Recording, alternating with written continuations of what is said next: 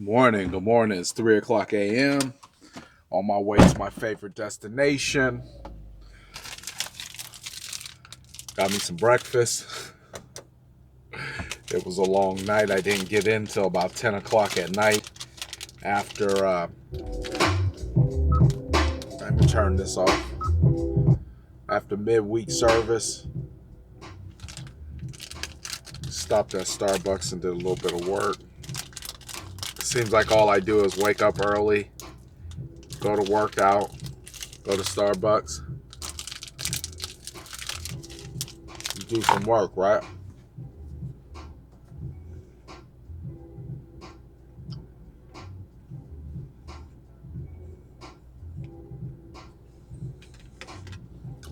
I'm sorry I'm eating while I'm doing this.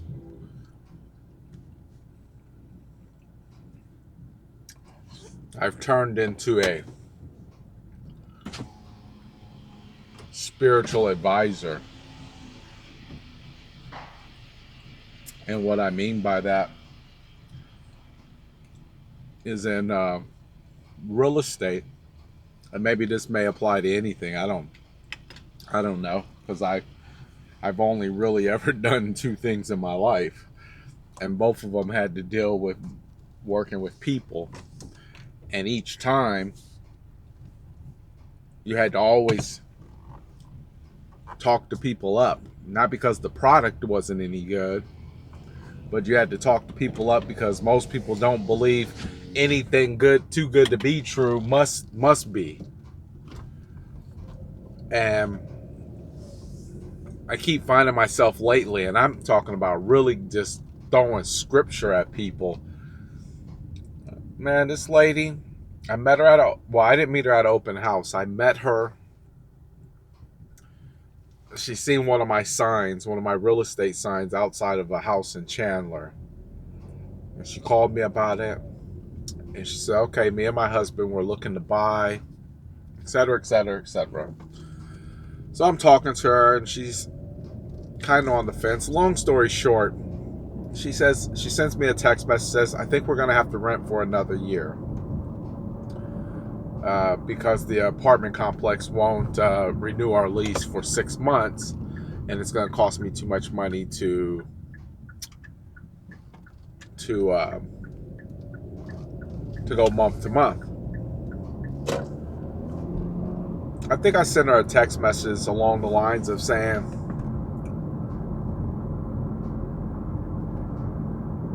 I believe we can make you a homeowner. You just have to have faith, or something along those lines. And she responded back. She said, I have faith.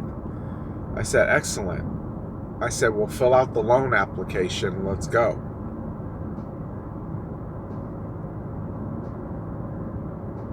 I think people want to believe. I think people want to have faith. I think people want to believe that they can have more than what they have. I think people want that. I think they're scared. And I remember that first time I jumped out of an airplane with that guy tattooed on my back. I might not have jumped had he not nudged me. And it wasn't a big, strong nudge. It was just a nudge like, this is the right direction. Let's go. Let's go. Lean forward. Fall.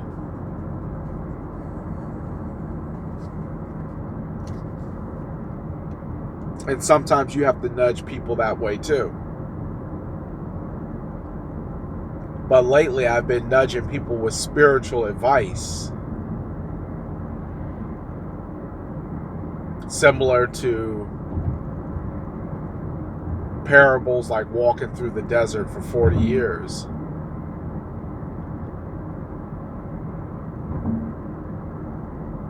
I don't know what I'm saying. I think the point that I'm trying to make is everybody has greatness in them. I just don't think everybody recognizes it. Matter of fact, I've been on my journey so long, I'm starting to think, how could I think any other way? How could I see myself as just normal, basic? standard, not special, not unique, not purposeful, right? How could I do that?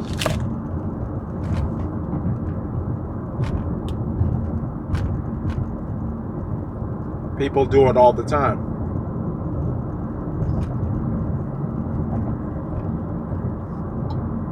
People discount their value all the time. And I think that's why they stay in the same position at the job, in the relationship. It's because somewhere along the line,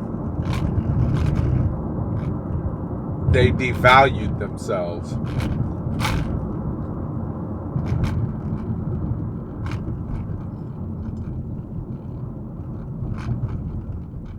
Now, I can see how that could happen. I can see how that could happen. But I also know that the truth that you're talking to yourself becomes the most powerful voice that you ever hear. And I'm always telling me I love some Jermaine. I'm always saying, you are great. You can do anything.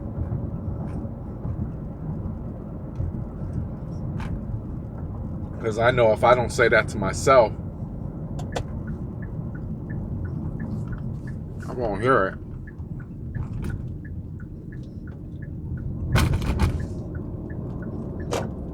At least not as often as I need to. And that's every second of every day, every moment.